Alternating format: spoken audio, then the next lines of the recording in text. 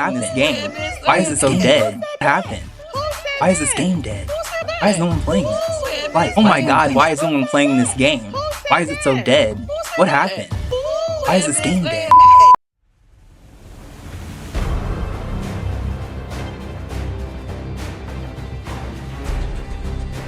A quick search on YouTube for Warlander gameplay or game reviews will reveal what seems, on the surface, to be universal praise for this seemingly hidden gem that I recently did multiple live streams on titled, "The Best Game No One Is Playing."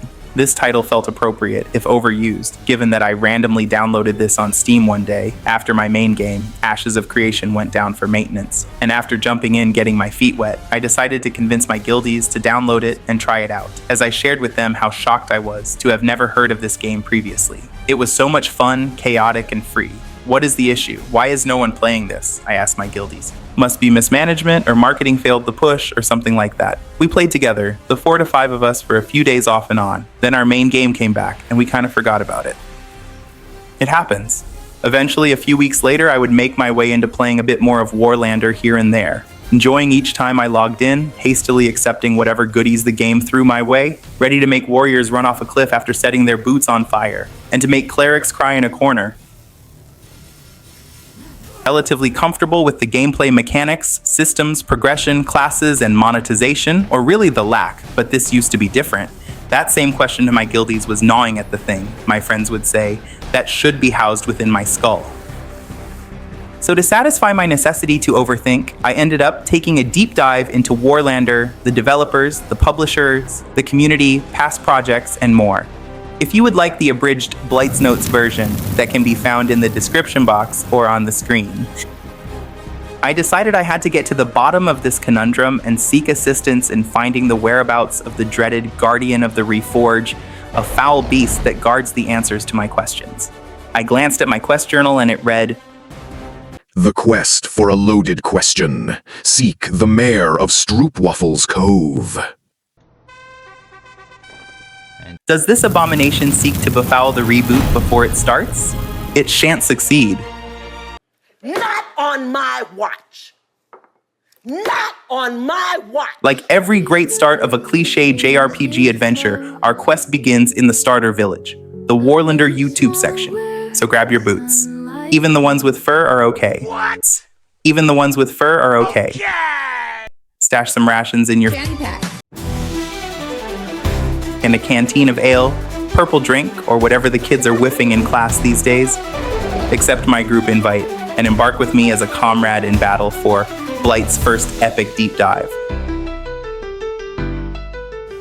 Warlander is a medieval-themed, free-to-play, mid-sized, team-based action RPG with MOBA-like mechanics. It also gives nods to larger war-scale-themed battle games while feeling original, sporting a stylized graphical offering, charming character animations and interactions, as well as an underrated musical score, which you can enjoy throughout the majority of this video and linked below. Developed by Toylogic and initially, we'll get there, published by PlayOn, Warlander was officially released on January 24th, 2023 on the Steam platform, and would later see a cross-play release on the PlayStation 5 and Xbox on May 16th, 2023. If the name Toylogic is ringing any type of bell for you, it may be that you are familiar with an action RPG they developed in partnership with Square Enix called Nier Replicant back in 2021. Maybe you recognize the name from their colorfully charming, wacky, surf aesthetic 4 vs 4 party shooter they developed for Square Enix's release as a PlayStation 5 exclusive called Foamstars? Dang, missed twice. I might need to spend some time grinding to increase my accuracy stat. I'm going to count to 10, text my therapist, and try and have a great day. Okay, well, if I miss this next attack, you and I are starting from the same place. Maybe you know them from I'm deeming it a cult classic at this point, and it'll make sense when I'm done. Okay. Whatever that means. Cult classic game they developed back in 2012, which seemingly is the inspiration embedded into Warlander called Happy Wars. If I got it right, now is a great time for you to like the video and hit that subscribe button. If I didn't get it right, it is still a great time for you to hit that like button and subscribe for MMO reviews, news, live streams, community interviews, and more.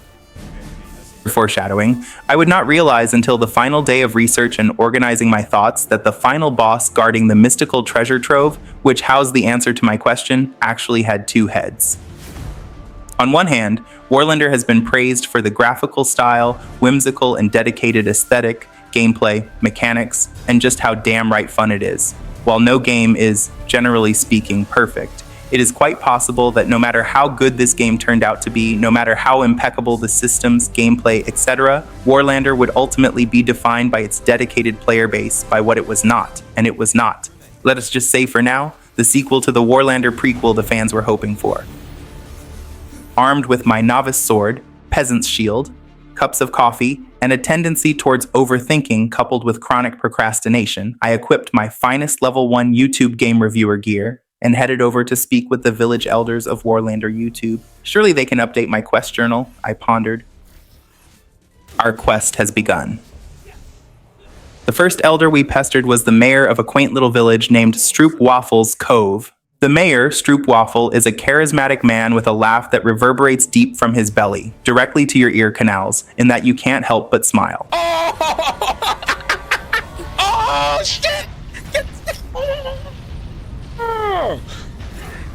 Yo, that is nuts!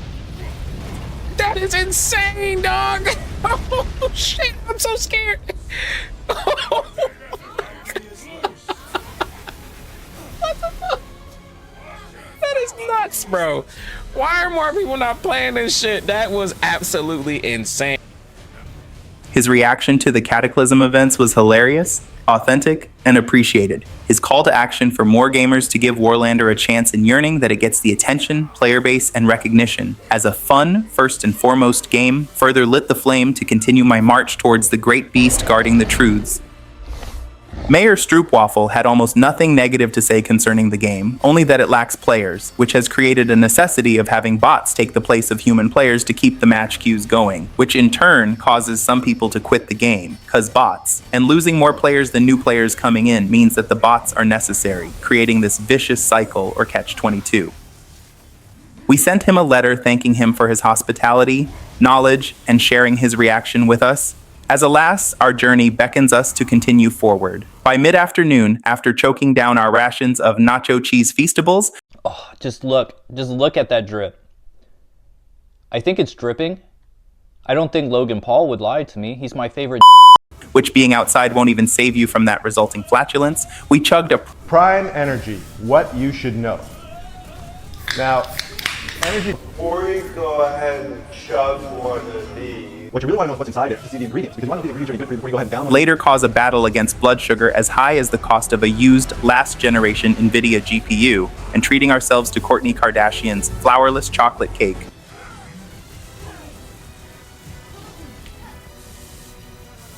More dense than Blite is, by the way. We set out in search of a dungeon where we might better equip ourselves for the battle ahead. I glanced at my quest journal and it read, An appeal to player retention. Seek the dungeon of worst MOBA ever. a YouTube series by Phoenix Steel in the satirical style of megastar YouTuber Josh Strife Hayes' worst MMO ever.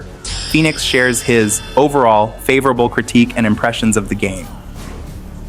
He does mention one particularly interesting critique in which he shared his opinion on Warlander possessing the bare minimum qualities for him to qualify it as a MOBA, which led me to another question.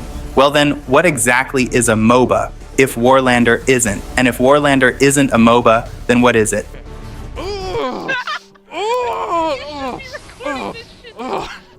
No, don't freeze me, please. Oh, I'm gonna yell at you. Oh, get over here. Fat ass attack. Define a MOBA, Blite. A video for another time. When detailing what the game did right in his experience, he mentioned appreciating the tutorial being optional and skippable.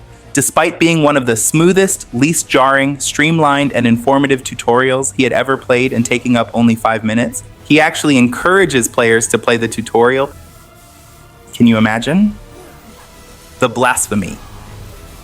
He also praises the game's graphical offerings, animations, and a particular battle mode, which features a 5-army battle where 100 players are split into 5 armies. You are tasked to attack the castles of opposing armies and destroy their cores. An army whose core is destroyed is wiped out. The last army standing claims victory, and you must utilize strategy and form alliances with other armies, or betray those alliances.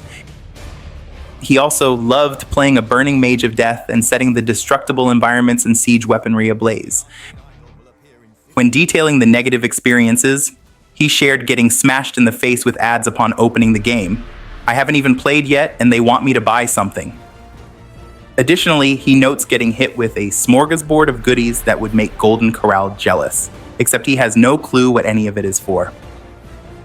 Most criticisms he has for the game, outside of what has been stated thus far, and the lack of character customization, he felt most issues would be remedied with a larger player base. He concludes that obviously the channel is satirical in theme, and Warlander is nowhere close to being the worst of anything.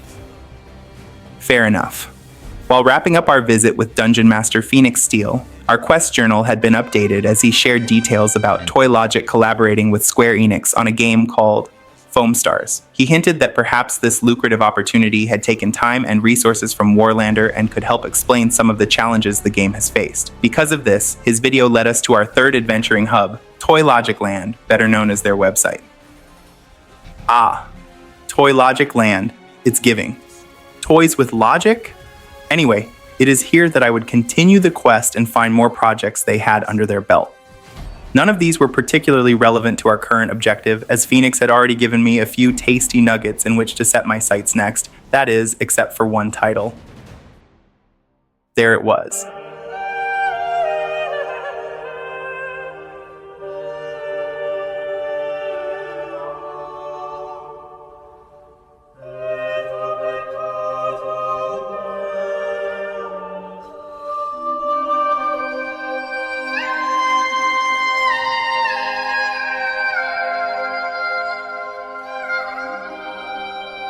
Happy Wars, the elusive and cult classic game that I kept seeing reference to. The gone too soon game that has, not past tense, a player base in a chokehold.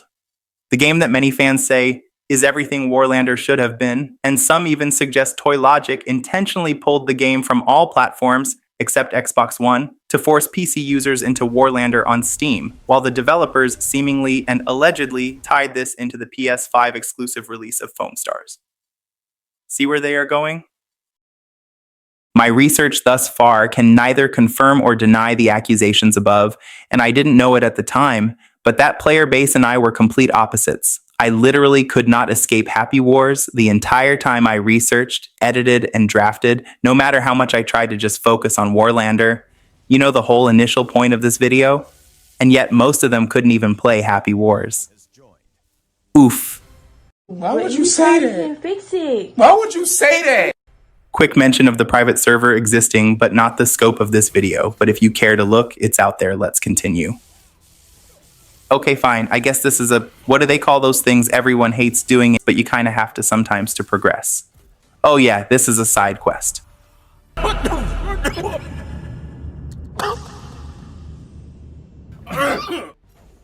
What the hell is Happy Wars and why is everyone obsessing over it? Long story short, the developers pulled the plug on this cult classic game that the fandom continues to demand Toylogic bring back and take their coins, but they accused Toylogic of tone deafness and chasing the market. In addition to that, many fans were hoping Warlander was going to be Happy Wars 2.0, and when not only the graphical styling and aesthetics differed from the prequel, so did the gameplay, mechanics, progression, competitive nature, etc. Plainly put, I feel like Warlander, the actual game itself, is a victim of bleeding out because of what it isn't, with a dedicated and welcoming player base, but the rabid fan base cannot solely keep the life support going. Not the worst side quest. All things considered. We could have been killing 10 rats in a sewer somewhere, or delivering an apple to a villager with a loose tooth to remedy. After getting a basic understanding of the surrounding hype and longing for the revival of the fan favorite, I decided I needed more time in the game to cook my skills. get a firmer grasp on what I was playing, refine my techniques, ready my tongue to rattle off my most pressing inquiries before I took a hero's leap of faith and searched out a sensei in the village of Warlander, Discord. After close to a week of travels, engaged in epic battles of the games, and seemingly not much closer to fulfilling the requirements of my quest, we sought respite back in the starter village, and sent an inquiry to the general town forum if there were any Warlander sensei available to share information that might aid me, for the people must know, or this video is pointless. I felt that I could do a bunch of research on YouTube, Reddit, Google, and Steam reviews, but I would still be missing a huge hole in this treasure chest. Gold coins just falling to the floor child. That is where I met Rifemel. Rifemel is a humble and welcoming sensei that is actively engaged in the community, whether that be jumping on Twitch to host lobbies, or helping other sensei or senseis in training. They create bootcamp sessions and fun events for the player base to engage in as they build up Warlander reboot hype. He sent me an introduction. Let me present myself first. I'm Reforge Sensei. I've been playing the game since Season 1 with the console release and been a top player since then. I can cover any questions necessary to defeat the foul beast you seek to slay. The answer to the question you all came here for, why is no one playing this game? I shared with him my most pressing 5 questions, and he graciously provided his perspective as a top player. Oh, and Rifemel said one of the community leaders is Grassy. Go follow Grassy on Twitch. They are said to be the most active and shares VODs to keep eyes on the game. So you guys go show them some love. And finally, the reboot. Have you seen the promo trailer? He inquired. Nope, not yet. I'd heard about a reboot, but I can't seem to find anything about what is really changing, etc. This is where he would share the trailer with me. I ended up on Twitter, had more questions, but I determined that I had completed my subquest and was ready to face the final boss, the double-headed, not happy wars, Reforge Hydra. As we headed to the volcano mountain, we took one last trip down memory lane, recounting the battles behind us, reliving those moments of glory, raining fire and brimstone on all that opposed us, summoning lightning like the goddess Aurora Storm herself as we protected what we held near and dear to our hearts. Yes, to remember why we created this video in the first place, to share why Blite likes Warlander and why you should care and be hyped for the reboot. A huge thank you to Rifemel Sensei for allowing me to pick his brain, graciously accepting my interview and helping me take one step closer in providing a dedicated community. What started as a review turned into, or one could argue, began to take the shape of a love letter for them to 2 games I barely know. Love is crazy, ain't it? And we even got to play some matches together. Felt like fewer bots in those matches. So, in conclusion, not to get too long-winded and draw this out. Oh, it's too late? Okay. What impressed me the most with Warlander, aside from an outstanding community that any game would hope to call their fan base, was the fluidity of the gameplay, the focus on action mechanics, and the layers of depth that I could feel hints of, but couldn't truly know until I took time to hone my map awareness, skill rotations, matchups, gear synergies, etc. It was fun from match 1. Like I said, I couldn't believe there were bots suggesting no one was playing this game. As I spent more hours in the game, I can understand when many players shared dissatisfaction with the lack of classes to choose from, gender-locked classes, only 5 character slots without paying money for additional, some gameplay systems not being given as much explanation to new players as might otherwise be welcomed, as well as the cosmetic system being a tad convoluted and not intuitive to access. For me personally, these are small gripes. However, as I share some user reviews from Steam and Reddit, the most common complaints from fans were the bots, the lack of players, lack of classes, lack of content, unoptimized net game code, core gameplay mechanics, locked behind paywalls, character slots, and of course, the proverbial elephant in the room. It is not Happy Wars. While I would love to end this story, review? What is this again? Video essay. If written by a guy with the attention span of a fruit fly. I'd love to end whatever this is with a full breakdown of everything you can anticipate seeing coming to Warlander Reforge. But alas, Details are slim currently until the open beta in August 2025. The promo trailer showcases what it says is improved combat to include a new dodging system, which sounds interesting to me personally. Outside of blocking and sprinting, there are not too many other ways to mitigate damage. The Toylogic team is boasting increased tactical depth with a deck of Cataclysm and deck of Siege. Whereas currently siege weapons are perpetually available and buildable on the map for each side, this system seems to suggest you have to strategize how you choose to defend your castle and/or crush your opponents. The Cataclysm mechanic currently operates as a type of catch-up mechanic to assist one side in, if not securing the victory from behind, at least preventing an unfun blowout.